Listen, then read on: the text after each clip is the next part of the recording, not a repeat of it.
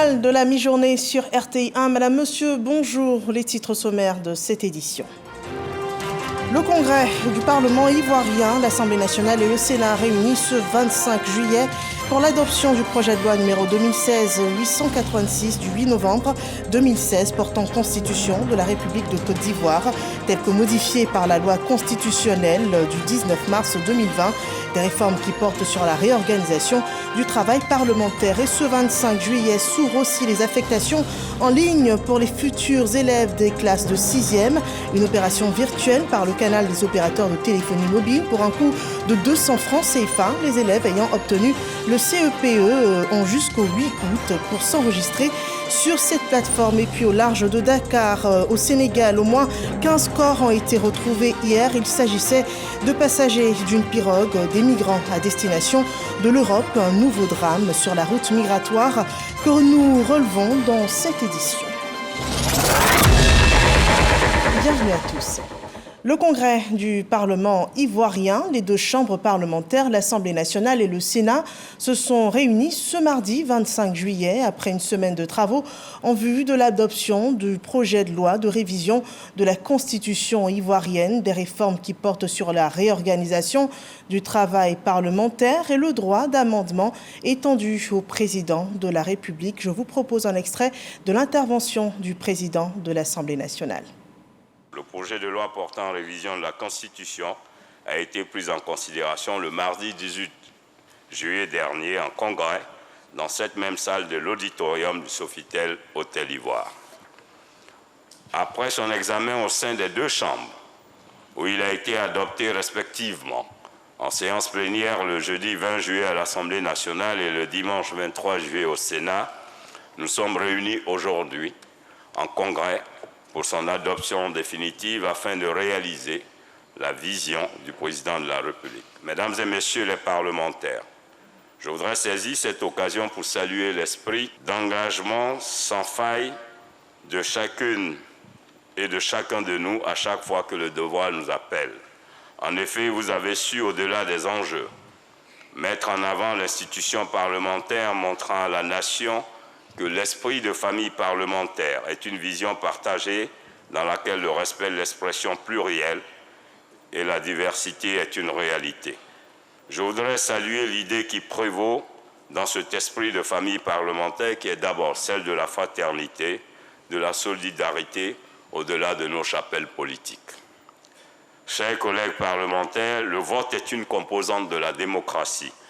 Il est en l'espèce requis pour l'adoption du projet de révision constitutionnelle, qu'elle soit faite par voie référendaire ou par voie parlementaire.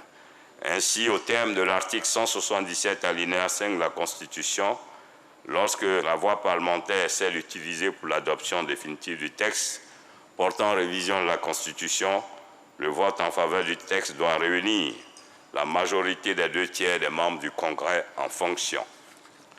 Et voilà, c'était l'intervention du président de l'Assemblée nationale au cours du congrès du Parlement ivoirien tenu ce jour, mardi 25 juillet, au Sofitel Ivoire, congrès qui portait sur l'adoption du projet de loi de révision de la Constitution ivoirienne. Une réunion de portée internationale se déroule à Rome, au siège de la FAO, convoquée par le secrétaire général des Nations Unies. C'est une première réunion bilan du sommet des Nations Unies sur la transformation des systèmes alimentaires, un sommet qui s'est tenu en 2021. Et jusqu'au 26 juillet prochain, les acteurs et décideurs de la politique alimentaire mondiale examineront les questions de financement des différents outils et initiatives. Et plus de 400 milliards de dollars sont à mobiliser pour l'équilibre alimentaire mondial d'ici 2030. Franck Quadio et Ulrika Dongon sont nos reporters pour ce sommet en Italie. La Côte d'Ivoire présente à Rome, capitale italienne, pour la première réunion bilan du sommet des Nations Unies sur les systèmes alimentaires tenu en 2021. L'accélération des politiques et initiatives contre la faim et la malnutrition, entre autres sujets, exprimés en levée des rideaux. Nous avons lutté contre les impacts de la pandémie et l'agression de la Russie contre l'Ukraine a ébranlé dans ses structures tout l'édifice des prix de l'énergie et a fait se déchaîner des vagues d'inflation touchant en particulier les plus vulnérables. Bonne nouvelle, c'est que des pays ont entendu la sonnette d'alarme que nous avons tirée en 2021 lorsque j'ai organisé le premier sommet des systèmes alimentaires, puisque plus de 100 pays ont présenté des rapports volontaires sur l'état d'avancement de la transformation des systèmes alimentaires. Des pays ont pris des mesures audacieuses pour refléter cette priorité dans leurs lois, politiques et programmes au plan national et infranational. Mais sauver les ODD, ça veut dire aller beaucoup plus loin et le temps file. Il faut donc agir et cela passe par les séances d'échange de haut niveau. Le ministre d'État, ministre de l'Agriculture et du Développement rural, représentant à ce sommet le chef de l'État, le président Alassane Ouattara, a exprimé le bilan de la Côte d'Ivoire en matière de vulgarisation des cantines scolaires. Le président de la République, son Excellence M. Alassane Ouattara, a fait en sorte qu'en Côte d'Ivoire aujourd'hui, nous avons plus de 5402 cantines scolaires et l'objectif, c'est de faire en sorte qu'au titre de l'année à venir, nous puissions aller au-delà avec la possibilité de distribuer plus de 30%, encore plus, de nourriture aux enfants qui en ont véritablement besoin. L'année 2021, année pandémique, aura accéléré la résilience partout dans le monde en matière de programmes alimentaires, d'où l'importance de réflexion. Et parlant de financement, les américains sont à mobiliser d'ici à 2030 et ce, en adéquation avec l'atteinte des ODD. Financement qui requiert l'implication de toutes les parties prenantes. Le sens de cette session, co-présidée d'ailleurs par le chef de la délégation ivoirienne. Je voudrais profiter de l'occasion pour transmettre les salutations et félicitations de son Excellence M. Alassane Ouattara, président de la République de Côte d'Ivoire, que j'ai l'honneur de représenter à cette rencontre de haut niveau. La première question de cette table ronde renvoie à la manière dont nous pouvons intégrer les agendas mondiaux et concilier les intérêts divergents des parties prenantes tout en poursuivant dans l'effort les engagements pris dans le cadre de la résilience de nos systèmes alimentaires. À Rome, plusieurs rencontres sont inscrites à l'agenda du ministre d'État, Kobena Kwasi Adjoumani. La réunion bilan, la première du sommet des Nations Unies sur les systèmes d'alimentation, prend fin officiellement le 26 juillet. Et ce point, une d'actualité, les opérations d'affectation en ligne des élèves en classe de 6e au titre de l'année 2023-2024 en Côte d'Ivoire débutent ce 25 juillet. La plateforme virtuelle est ouverte depuis 23h59 et les parents de nos futurs collégiens ont jusqu'au 8 août prochain pour orienter et affecter leurs enfants à l'aide d'un téléphone portable par le canal de tous les opérateurs de téléphonie mobile en envoyant DOB par message au 99 91 et en suivant les instructions. C'est une opération, on le rappelle, qui concerne les 454 886 candidats admis à la session 2023 du CEPE. Les résultats du baccalauréat sont à l'affiche depuis hier lundi. 32,09% de réussite. La session 2023 connaît une légère augmentation de 1,31% par rapport à l'année précédente, mais moins de la moitié des candidats sont déclarés admis. Sur 340 213 candidats, ils sont 109 166 à avoir décroché le bac. Voilà de quoi déclencher un florilège d'émotions dans les centres de proclamation. Des résultats, on le voit dans ce télémon rapporté par Laetitia Kwasi et Walter Amadou Ouattara. Débutée le 27 juin dernier, la session 2023 du baccalauréat connaît son dénouement. Ce lundi 24 juillet, la proclamation des résultats est faite par la Direction des examens et concours d'ECO. Sur 340 213 candidats, 109 166 sont déclarés admis. Soit un taux de réussite de 32,09% contre 30,78% à la session 2022 et 29,24% en 2021. Ce pourcentage enregistre donc une hausse de 1,31 points. Quelques heures après cette proclamation officielle, les admis expriment leur joie. C'est le cas ici au groupe scolaire Avicenne dans la commune de Cocody.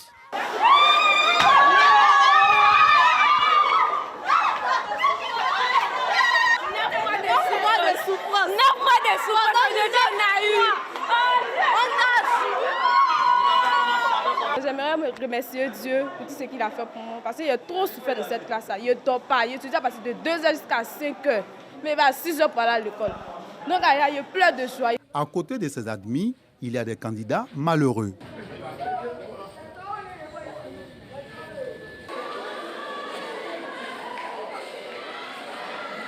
Difficile pour eux de s'exprimer. Autre décor, nous sommes au lycée moderne de Cocody.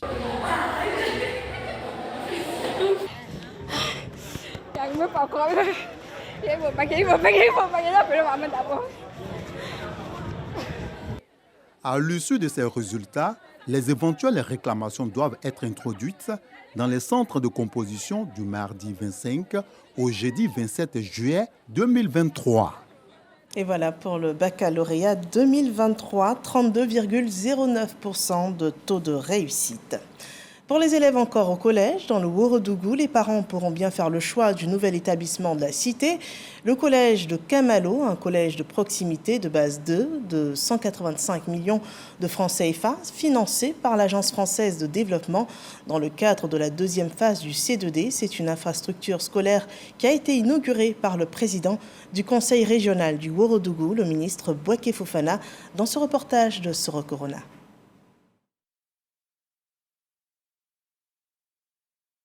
L'école est obligatoire pour les enfants de 6 à 16 ans depuis 2016 en Côte d'Ivoire.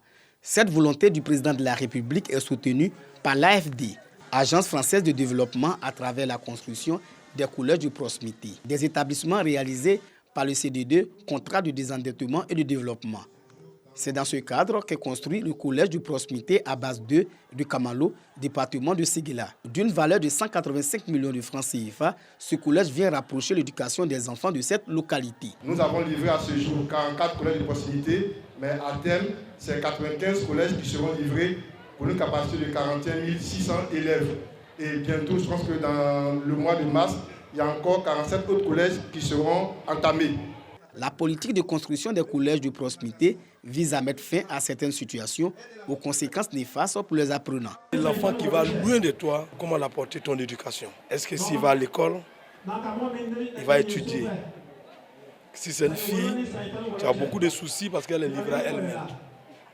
Elle n'est pas à l'abri des grossesses. L'infrastructure scolaire est inaugurée par le ministre de l'Hydraulique, de la Salubrité et de l'Assainissement. Bouaké Fofana exprime la reconnaissance du canton Goran au président de la République. Le handicap qu'on avait, c'était les écoles secondaires, où quelqu'un qui allait à l'école ici, par exemple, à 11 ans, 12 ans, se retrouvait soit à Kadi, soit à Séguéla, loin de ses parents. C'était un problème. En tant que président de la région, je remercie le chef de l'État et le Premier ministre pour ce collège de proximité. La première phase du CD2 a permis de construire 42 collèges de proximité à base 2 et 4. Pour la deuxième phase, 95 collèges sont réalisés et en cours de réalisation pour une enveloppe globale de 25 milliards de francs CFA pour 1008 salles de classe afin de faciliter l'accès aux collèges de 40 230 enfants en zone rurale. Et voilà, des établissements scolaires qui renforcent le capital humain de la Côte d'Ivoire, ce qui construit une jeunesse pleine d'espoir et qui aspire à une grande carrière. L'exemple de ces jeunes qui ambitionnent d'être greffiers ou même magistrats, ils postulent à l'Institut de formation judiciaire à Yamoussoukro, l'institut qui a d'ailleurs ouvert sa saison des concours. Sidonie Davila. Ce sont de futurs greffiers, de gardes pénitentiaires pour certains, et pour d'autres, des magistrats ou inspecteurs d'éducation surveillée. Ils sont à la première étape de la phase qui leur permet d'accéder aux différents postes. La visite médicale pour les différents concours de l'Institut national de formation judiciaire, INFJ, est ouverte depuis le 15 mai dernier. Nous venons pour présenter plusieurs concours dans ce même institut. Mais moi, particulièrement, j'ai choisi le côté pénitentiaire. Je suis venu pour la visite médicale aujourd'hui, pour le concours de greffe, secrétaire de greffe et parquet et attaché de greffe et parquet. Au terme de cette première étape des différents concours de l'Institut national de formation judiciaire, ce sont 15 000 candidats attendus. L'INFJ se positionne comme une école d'excellence et entend garder le cap. Nous sommes une école d'excellence. On n'y vient pas qui le veut, mais qui le peut. Donc j'exhorte tous les candidats à travailler. Ici, c'est le travail qui compte. Celui qui travaille, il passe, il n'y a pas de problème. Donc nous exhortons tous les candidats à se mettre sérieusement au travail, parce qu'il y a la place pour tout le monde. Au dire des premiers responsables de cette institution, depuis l'ouverture de l'INFJ, l'Institut a formé près de 20 000 étudiants. Le suivi des étudiants, aussi bien en phase théorique qu'en stage, a permis d'avoir un taux d'insertion de 100%. Et même après des années d'études, on ne finit jamais d'apprendre. C'est en tout cas ce qu'enseigne cette remise de certificats de gouvernance à 170 administrateurs de sociétés publiques à l'issue d'un programme de certification pour davantage d'efficacité des conseils d'administration publique. Le témoignage de Lanciné Bakayoko. Ce programme de certification devrait contribuer à faire adopter les bonnes pratiques de gouvernance et de responsabilité sociétale dans le respect des valeurs d'excellence, d'éthique, d'intégrité et de redevabilité. Cette formation a été conçue pour fournir aux administrateurs des outils nécessaires pour apporter des réponses appropriées à certaines problématiques liées à la bonne gouvernance, à la gestion des risques, à l'évaluation de la performance et la mise en place de stratégies de gestion des sociétés publiques. Il s'agit surtout de professionnaliser le métier d'administrateur conformément aux meilleures pratiques continentales et internationales de gouvernance d'entreprise. Pour notre pays, c'est un impératif de s'aligner sur les normes et standards internationaux en matière de gouvernance des entreprises publiques en vue de renforcer leur contribution au développement. Les conseils d'administration ont été renforcés dans leur fonctionnement avec une amélioration de la qualité des débats, des taux de présence ainsi qu'une opérationnalisation des comités spécialisés. Munis de ces certificats, ces administrateurs et autres mandataires sociaux au sein des entreprises publiques ont plus que jamais la responsabilité de veiller à l'efficacité de la dépense publique et à l'amélioration de l'impact sur le développement de la Côte d'Ivoire. Le développement de la jeunesse importe aussi pour le gouvernement.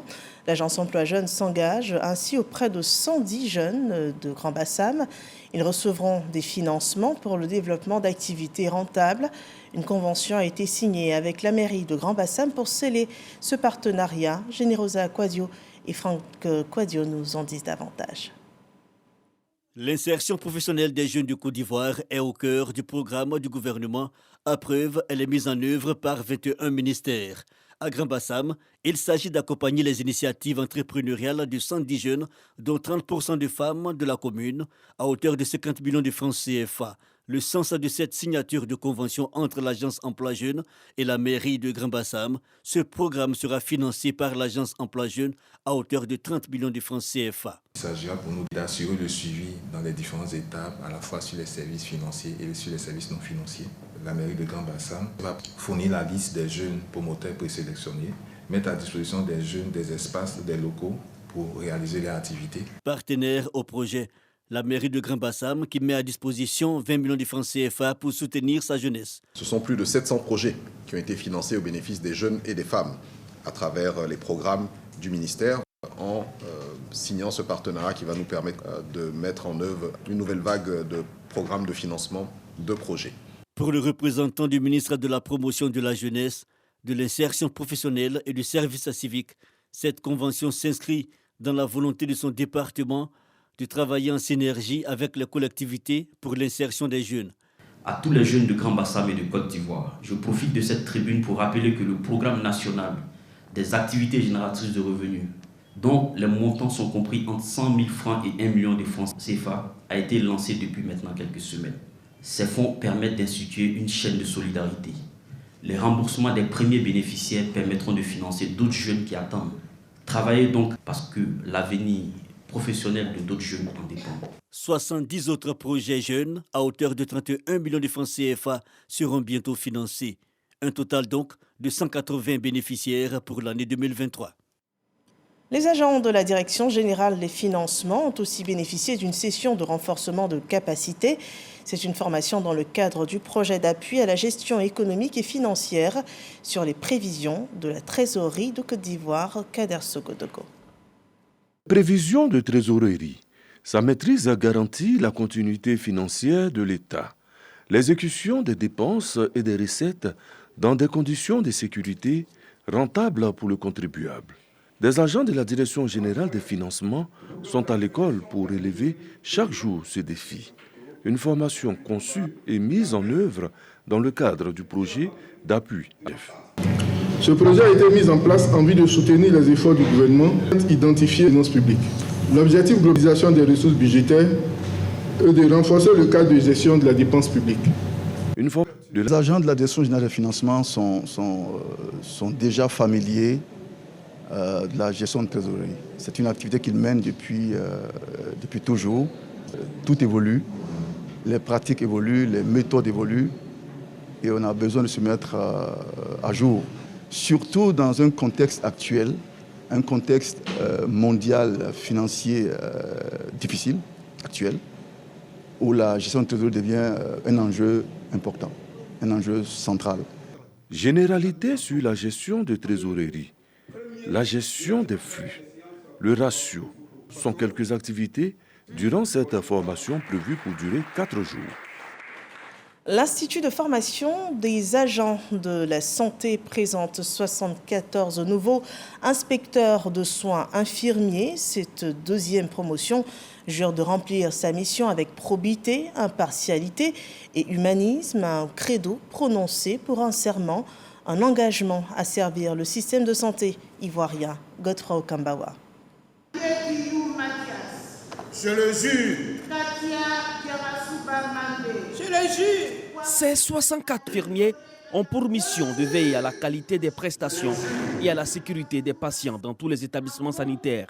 En affirmant solennellement leur engagement, ils devront aussi cultiver des valeurs de probité et d'impartialité. Ces quelques paroles qui traduisent l'essence du serment montrent l'intérêt et le prix que les autorités vous accordent et expriment également leur attente dans l'exercice de votre mission. Il vous sied donc de bâtir une croyance solidement en votre serment, de le pratiquer chaque jour dans l'exercice de vos nouvelles fonctions pour soulager, guérir les malades sans plus. Telle est votre obligation. La réquisition du procureur a été claire. Ce serment nous engage donc à respecter la vie humaine et les patients en général et surtout à faire en sorte qu'il y ait des soins de qualité dans nos hôpitaux. Pour la tutelle, la mise en œuvre efficace des réformes hospitalières passe également par la formation des ressources humaines. C'est pourquoi cette promotion sortante est exhortée à exercer avec rigueur. Un inspecteur de soins va dans une localité. Dans cette localité, il trouve par exemple des médicaments dans les locaux des infirmiers. Il doit faire des saisines. Il doit prendre ces médicaments et aller les garder où les médicaments doivent être. Donc c'est un métier qui requiert beaucoup de responsabilité et de rigueur. Qu'ils se disent qu'ils travaillent pour la Côte d'Ivoire tout entière. Qu'ils travaillent pour pouvoir améliorer le système de santé. Donc c'est une responsabilité qu'ils doivent assumer. Et donc le ministre ne peut que les encourager. Désormais titulaires du master en management et qualité des soins, ces 74 inspecteurs de soins sont issus de la deuxième promotion de ce corps, formés pour le compte de l'année académique 2019-2021 à l'INFAS, l'Institut national de formation des agents de santé. Et si ces agents de santé participent à construire l'image du système de santé en Côte d'Ivoire, des organisations, elles travaillent à bâtir auprès du gouvernement un environnement social respectable. Et après 6 ans, l'ONG Jeunes Femmes Lève-toi fait le bilan. L'organisation aura investi plus de 10 millions de francs CFA dans des actions en faveur des plus vulnérables. Patricia Kwaku et Franck Okwadio. Après 6 années de travaux, l'association Jeunes Femmes Lève-toi dresse son bilan. Ce sont 700 kits distribués aux enfants vivant en zone rurale et 7 enfants de femmes vulnérables entièrement pris en charge, sans oublier 2 bibliothèques mises à disposition des populations de Mbayakro et de Biankouma. On a bien voulu marquer une pause et présenter tous nos acquis vraiment aux partenaires financiers, aux partenaires techniques et surtout à l'ensemble de la population ivoirienne. En 6 ans, nous avons pu mobiliser environ 2000 femmes pour un projet que nous avons appelé Ma Bonne Sémence. Un projet qui permet à la femme d'être autonome, mais autonome par elle-même. En 6 ans, nous avons pu emmener des femmes qui sont en zone rurale à prendre confiance en elles, à pouvoir porter leur voix dans leur communauté, parce qu'aujourd'hui, elles sont devenues des femmes leaders. Elles entreprennent comme des hommes. L'association a été créée le 15 juin 2017. Elle a pour mission soutenir les personnes vulnérables et accompagner les femmes dans leur autonomisation. Et parlons des vacances scolaires. C'est la fin du séjour en colonie pour les enfants du Fonds de soutien au personnel de la RTI. Samedi dernier, ils ont, en présence de leurs parents, présenté les aptitudes développées au cours de cette colonie de vacances. Des parents qui ont affiché leur satisfaction après des moments ludiques et didactiques auxquels ont participé leurs enfants. Le reportage de Khalil Diomandé et Jean-Marc Djadji. Week-end festif au petit séminaire d'Aboissou. Ce moment de réjouissance marque la fin de 2 semaines de colonie de vacances organisées par le Fonds de soutien au personnel de la RTI. Sous le regard de leurs parents, les co-enfants montrent des valeurs de vivre ensemble et de paix développées tout au long de leur séjour. Des valeurs prônées par le président Feu Félix Houphouët-Boigny. Ce sont ces qualités qui ont fait de lui le prix Nobel de la paix. Imitons cet exemple qui fera de nous des citoyens de paix. Cette colonie de vacances aura également permis aux tout-petits de se familiariser au processus de fabrication de savon et d'eau de javel. Une expérience qu'ils jugent fructueuse. J'ai beaucoup appris comment faire l'eau de javel, les savons,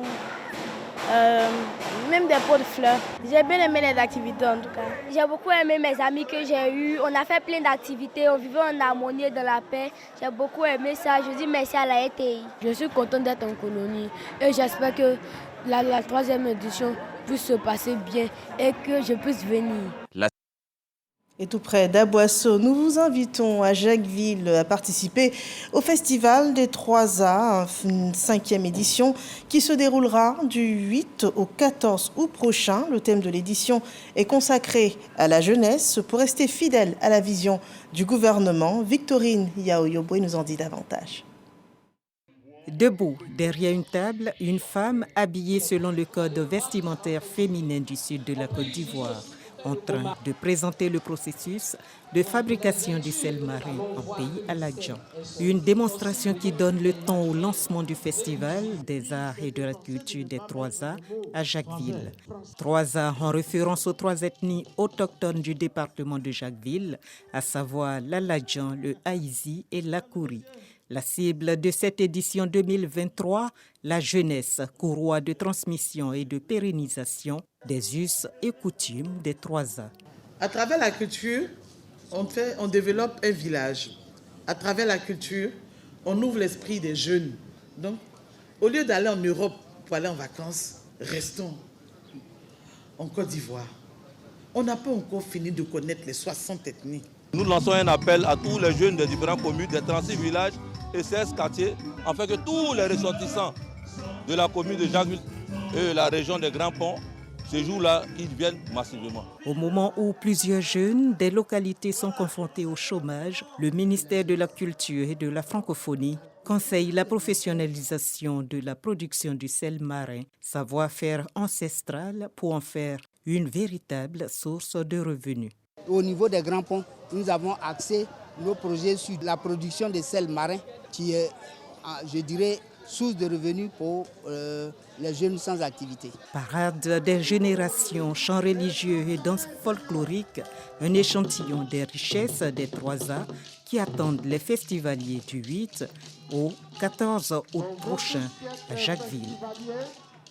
Et voilà, Jacquesville, une belle ville côtière à découvrir en Côte d'Ivoire. Et également au cours de la prochaine Coupe d'Afrique des Nations que la Côte d'Ivoire entend organiser avec FAST et le Comité national de soutien aux éléphants souhaite ne pas rester en marge. Et pour cela, le CNSE sonne déjà la mobilisation à travers le concept En route pour la CAN 2023. On en parle dans cet élément de Arsène Kouassi. Le Comité national de soutien aux éléphants veut jouer pleinement son rôle de 12e homme pour pousser les éléphants à un 3e sacre continental. Pour ce faire, le CNSE sonne la mobilisation à travers le concept En route pour la CAN 2023 qui vise, entre autres, à animer les matchs et contribuer à l'occupation optimale des stades. Notre mission est de mobiliser les Ivoiriens et tous ceux qui habitent la Côte d'Ivoire. Cette mission, nous voulons la faire. Nous ne pouvons pas la faire seuls. Nous allons la faire avec vous. Nous voulons que tous unis, nous poussons nos pachydermes à lever haut le drapeau de notre pays. Une mobilisation saluée par le président de la Fédération ivoirienne de football qui rassure que les éléphants seront prêts pour la Coupe d'Afrique des Nations avec une équipe compétitive. Connaissant nos faiblesses, nous y travaillons pour les corriger, pour renforcer nos capacités et nos forces. Donc on fera tout pour être prêt à ce moment-là. De son côté, le ministre des Sports apprécie l'initiative du CNSE dans la mobilisation de concert avec l'Union des villes et communes de Côte d'Ivoire. Je vous donne l'assurance, en ma qualité de président de l'UVIC aussi, que tous les maires de Côte d'Ivoire feront en sorte qu'avec le CNSE, il y ait une dynamique unitaire de mobilisation exceptionnelle des Ivoiriens. L'autre temps fort de cette cérémonie, c'est la signature de convention entre l'UVIC aussi et le CNSE. 25 localités sont concernées par ces activités d'envergure qui se tiendront avant, pendant et après la CAN. En route pour la CAN 2023 démarre à compter du 28 juillet et a pour périmètre d'expression l'ensemble des villes et communes de Côte d'Ivoire. Et voyons l'actualité hors de chez nous. Le Sénégal a fait face à un nouveau drame sur la route migratoire qui relie l'Afrique de l'Ouest aux Canaries. Au moins 15 corps sans vie ont été retrouvés hier matin au large de Dakar. Ce sont des migrants, a priori, a déclaré Samba Kandji, le maire adjoint du quartier de Ouakam. La marine a obligé l'embarcation à accoster et des gens se sont enfuis. Certains ont sauté, mais ne savaient pas nager. Gendarmes et pompiers dénombrent au total 17 victimes, dont 15 corps sans vie et 2 personnes rescapées. Actualité en Afghanistan où des milliers d'emplois sont menacés par la fermeture prochaine de salons de beauté. Suite à un décret publié ce mardi, les Afghanes seront privés de leur dernier espace de sociabilité. Les quelques 12 000 salons de beauté Afghanistan ont été interdits par les talibans. Cette nouvelle loi prive les femmes d'une de leurs rares sources de revenus et d'un de leurs derniers espaces de liberté. Près de 60 000 femmes perdront leur source de revenus. Les talibans justifient cette fermeture par le fait que des sommes extravagantes sont dépensées dans des salons pour des mariages, considérant qu'il s'agissait d'une charge trop lourde pour les familles pauvres et par le fait aussi que certains traitements proposés ne respectaient pas la loi islamique. Et voilà, c'est le dernier point de ce journal. Merci de nous avoir suivis. Retrouvez un prochain journal d'information sur RTI 1 à 20h.